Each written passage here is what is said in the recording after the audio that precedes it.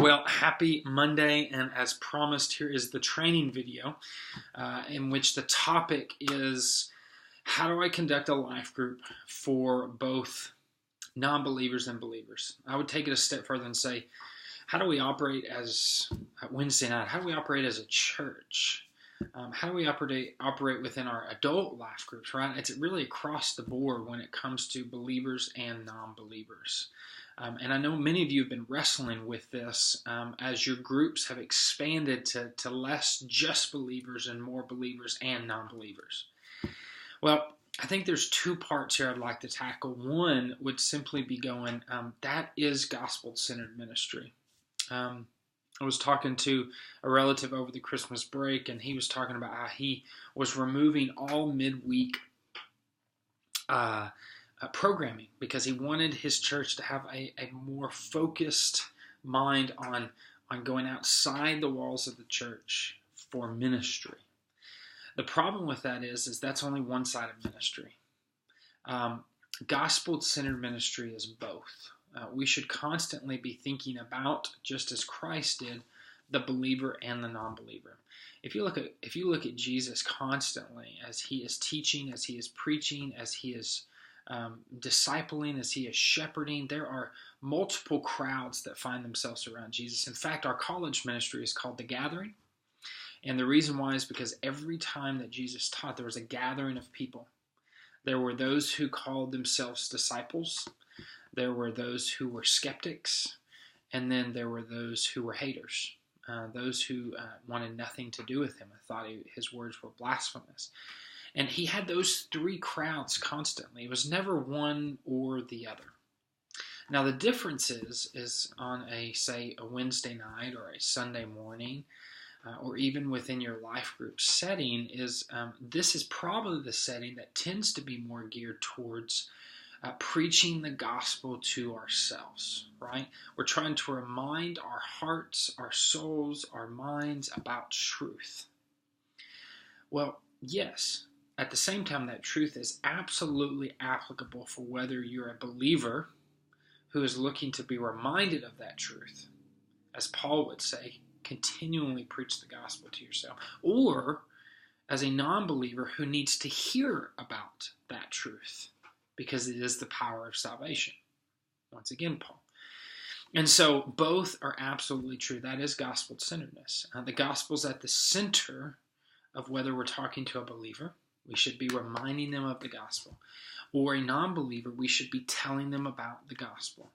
We should be modeling our lives for a believer that they might imitate God as we imitate God. We should be pointing non-believers to our life as they look upon and see something different than the rest of the world. That we would not love those things that are in the world, but rather we would flee from those things and we would cling to the author and perfecter of our faith. And so that is gospel-centered ministry. It's both. And so the first thing that I would tell you is it's both. And so therefore don't try to go, we're going to really push this week for believers and, this is a good lesson because it's talking about the salvation part of the gospel. And we're going to push this week for the non-believers and feel like the believers have to be left out. No. It's a constant preaching of the gospel, whether it be a reminder for a believer who is even just barely taking his eye off or taking her eye off the gospel and needs to be reminded of what it's doing in their lives, or a non-believer who has their eyes not at all fixed upon the gospel, that the Spirit might, as well with them, open their eyes to the truth of the gospel. So that's number one. It's both, and don't forsake either ever. The second gets more practical, and you need to know that the gospel really kind of lays itself out in a few different ways. And I'm going to give you these ways because this is what I'm going to talk about on Wednesday night. So this is going to do two things. One, it's going to give you training on both believers and non-believers in your group, but it's also going to get you ready for at least one piece out of three of the discussions that you're going to have in our format tomorrow night for Wednesday night, this week. So the first is that the gospel is the gospel of salvation. But secondly, it's the gospel of grace. And third is the gospel of redemption. And all three are important with everything that we do within the life of student ministry. So the first is it saves. This is that Jesus is the only way. As we talk to Wednesday night, I keep saying tomorrow, as we talk Wednesday night about the gospel, and we talk about the condition of where we are and why it's so, you constantly are going to hear us talk about this gospel on Wednesday nights, is because it is the only power in which can save us. Jesus says it himself, I am the way, the truth, and the life.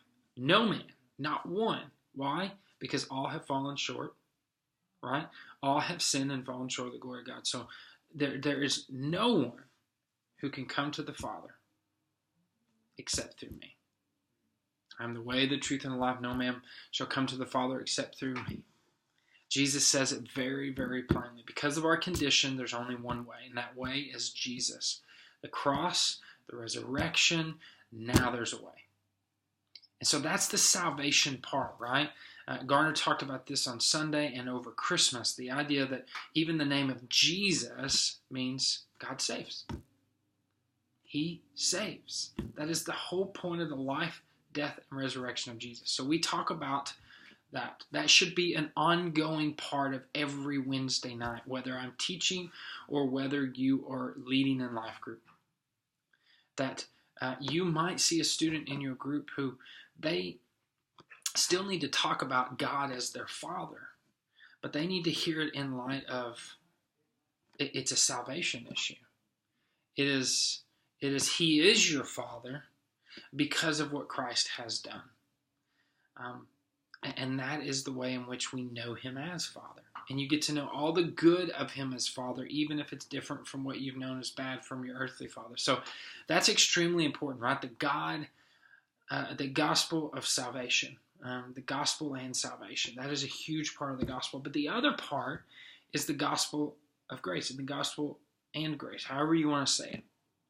And this is the it keeps part. This is the part with believers in your group that the gospel seems to sound like the same thing over and over, but it's a nuance. It's what tends to happen, particularly in the past within student ministry. So I'll go about it this way: is once saved, then we move into some form of moralism, right? So we come to salvation. And then we start teaching, don't do this to be a good Christian, and make sure you're doing this and this. So for instance, don't do drugs, don't drink alcohol, don't go to parties, don't have sex, but read your Bible, do your devotionals, and pray and come to church. That is the secret formula. Well, the problem with that is that's not in the Bible anywhere. That is moralism. That is that you're no longer trusting in the power that saved to sanctify. You're simply just saying, the gospel saved me, and now it's up to me to be a very good moral person throughout the rest of my life. Well, Paul would say it this way: the same flesh that couldn't save you can't sanctify you. And so here is where grace comes in. Grace does not bring, the gospel does not bring about chaos, discontentment. It brings about peace and contentment. This is why Jesus says in Matthew 11, right? Come to me, all who are heavy burdened, laden, weary, whichever one of your whatever translation you have, and I will give you rest. My yoke is easy. My burden is light, right? I will give you rest. It is a gospel of rest. This is why in John 3:17, John 3:16 gets all the hype, and that's the saving part. But then the keeping part is that Jesus did not come to the world to condemn the world, but to save the world. In other words, He didn't bring more tablets down the mountain. It's not as if He brings you into salvation and gives you another tablet and says, now follow this.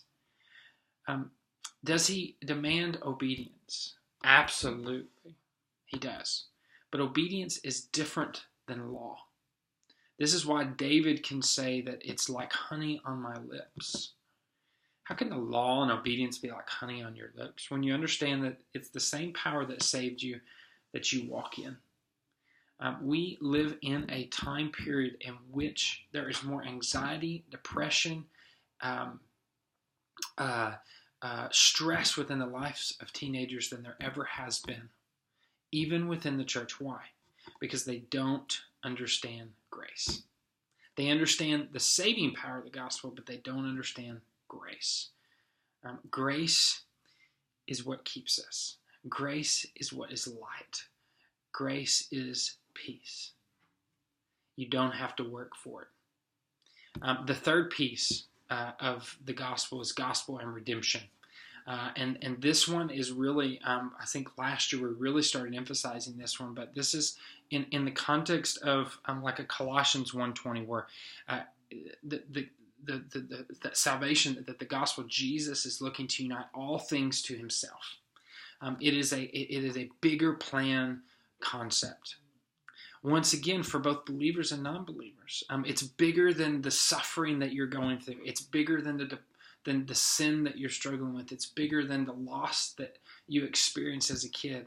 It's bigger than the family dynamics that you have. It's a bigger picture. There's a redemptive work, a universal redemptive work that's happening. And so when we go on a mission trip, it's not to make ourselves feel good about each other. It's we're getting to be a part of what God is doing, what he's been doing before us, what he will continue doing after us, this redemptive work. Now, how do all three of these things work together for believers and non-believers in your life group, okay? Well, if you're sitting there, all of a sudden there is a piece of the gospel that should be talked about with every student in your group. If you hear back from someone on a topic and they're talking about how they've never experienced that peace in their life, that peace that Nick talked about, or that freedom that we sung about, or that comment that he made about being able to talk with Jesus, I don't know what that means. Well, boom, then we're pulling out the gospel and salvation. If we have a student who is stressed upon stressed about this test, or this tryout, or this this competition, all of a sudden, boom, the gospel and grace. Hey, look, it's not about your performance. It's not about whether or not you get that part or not. It's whether or not you do it in such a way that says this is more about Jesus than it is about me, that he would take that stress and he would begin to take it off of you, because he's not a God of chaos. He's not a God of condemnation. He doesn't put more on. He takes off. And boom, you start talking about grace. And that's the beauty of grace. That's what grace does, is it gives us peace in our life. And so if you're not experiencing peace in that band competition, it's because you don't understand grace. Look at what grace has done for you. That's greater than getting that part. That's greater than the competition you're about to do. It's greater than the solo you have during that band competition. Just play your heart out for the Lord. And even if you mess up, who cares? He's pleased that you just played for him. The beauty of grace. And then that carries into the redemptive work as well. It's a bigger picture. I know you're suffering. I know that must hurt. I can't even imagine. But what I do know is God's in control. He's been in control. He has this plan, and he's working it out beautifully. As you talk to believers and non-believers in your group, these three pieces of the gospel have to be front and center every single week. That's gospel-centered. It's both and all the time. Don't forsake one or the other. And then secondly, realize that there's these three pieces. That's the saving work, the grace, and the redemption that's happening within the gospel, all simultaneously, that students need to hear and be reminded of constantly. And so hopefully this helps. Hopefully this is great tools for you as you have believers and non-believers. Sometimes I try to gear different questions for you to kind of help prod the heart of a believer, the heart of a non-believer, so that my planning is even gospel-centered. But for the most part, it's just going to be on you. What are you hearing? What conversations are you having? Are you pressing in when someone gives you a vague answer? Such as, oh yeah, the answer is Jesus. Well, why? Does that mean anything to you, or is that just a name? Right? Our greatest role, guys, is we get a chance to be a part of that redemptive work of the gospel saving and of grace giving peace. We get to be a part of those things in the life of students. So don't be afraid to press, ask questions. They're not going to go away. They're just going to be glad someone's challenging what they've heard since they were 2 years old and probably don't, or possibly don't even believe it. Or what their parents continually say to them. Make it real. Make them dig a little bit more into the answers they give you. So there's the pieces I would give you on having both believers and non-believers in your group. Love you guys. We'll see you Wednesday.